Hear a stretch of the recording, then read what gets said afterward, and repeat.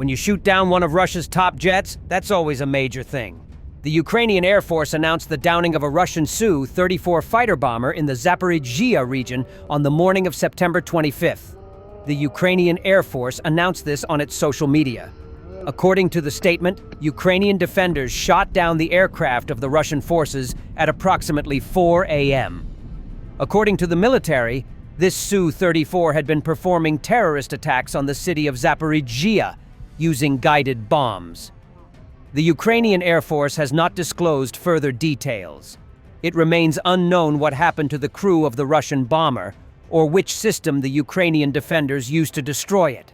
Since the beginning of the full-scale invasion, Su-34s have become the main platform for the Russians to conduct missile and bomb strikes on Ukrainian cities and the positions of the defense forces on the front lines.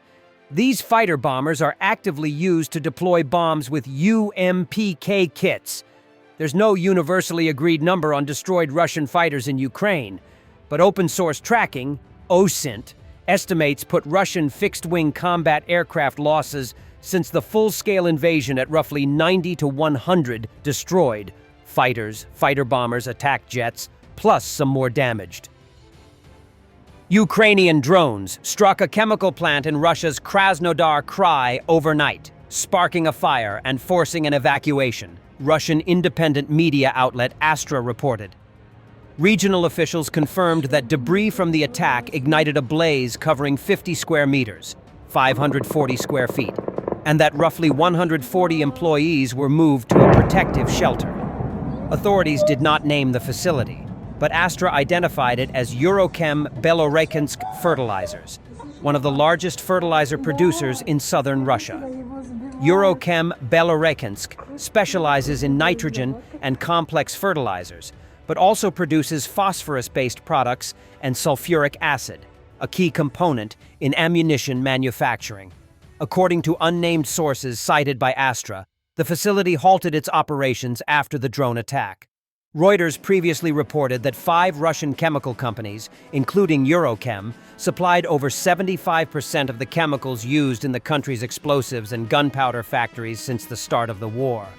While the European Union and the United Kingdom sanctioned Eurochem's founder, Andrei Melnichenko, in 2022, the company itself has not been directly targeted. Eurochem remains central to Russia's agricultural and industrial sectors. Russia's defense ministry claimed it intercepted 55 Ukrainian drones over Rostov Oblast, Krasnodar Krai, occupied Crimea, and over the waters of the Black Sea and the Sea of Azov.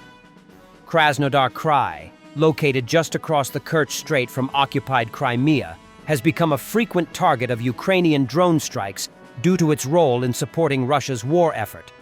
The attack came one day after Ukraine struck the Russian port city of Novorossiysk, damaging the local office of the Caspian Pipeline Consortium, which operates a major export oil pipeline.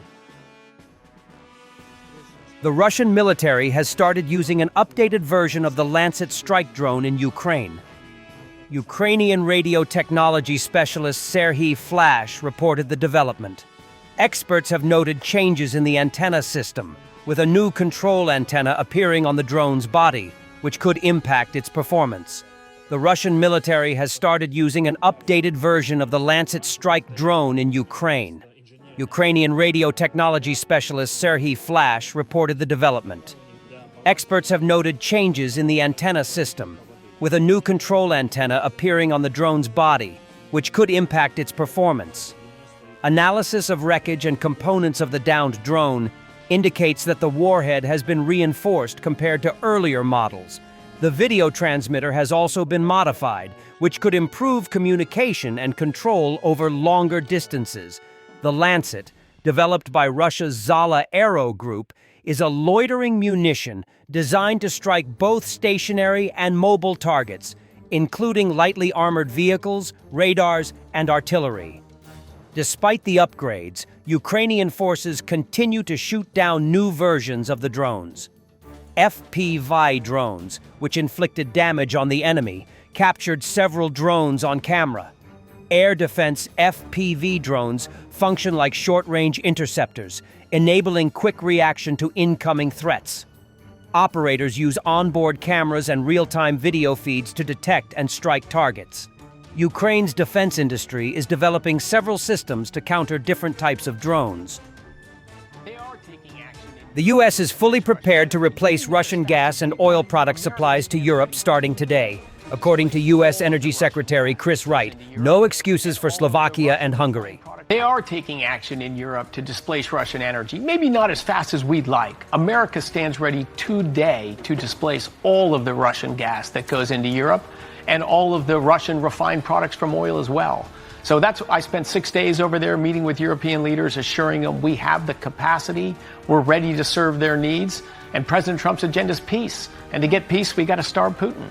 The European Union is considering a reparations loan for Ukraine that could reach up to 130 billion euros.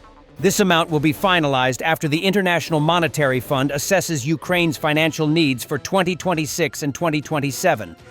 The loan proposal, suggested by European Commission President Ursula von der Leyen, is based on frozen Russian assets in the West following the invasion of Ukraine in 2022. The intention is to help Ukraine fund its war efforts, with repayment expected only once Ukraine receives reparations from Russia through a peace deal. The potential risk is shared by EU and possibly some G7 countries. Most of the approximately 210 billion euros worth of Russian assets in Europe are currently held in Euroclear, with 175 billion euros now matured into cash.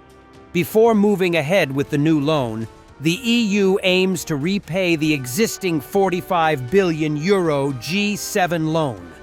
The final loan details are still under discussion, and the EU is planning a mechanism to use these frozen assets without confiscating them, a concern for many European governments and the European Central Bank. The loan could involve a special purpose vehicle to manage the immobilized Russian cash in exchange for bonds issued by the European Commission. North Korea appears to be preparing for a large-scale military parade next month to commemorate the 80-year founding anniversary of its ruling Workers' Party of Korea, a government source said Sunday, amid speculation that Chinese leader Xi Jinping may visit Pyongyang for the upcoming event. The North celebrates the party founding anniversary on October 10, marking the date with large-scale military parades and gymnastic performances every 5 and 10 years. Personnel, equipment, and vehicles have been identified at a military parade training field near Mirim Airport in Pyongyang since early July through satellite images, the source told Yonhap news agency, citing satellite imagery.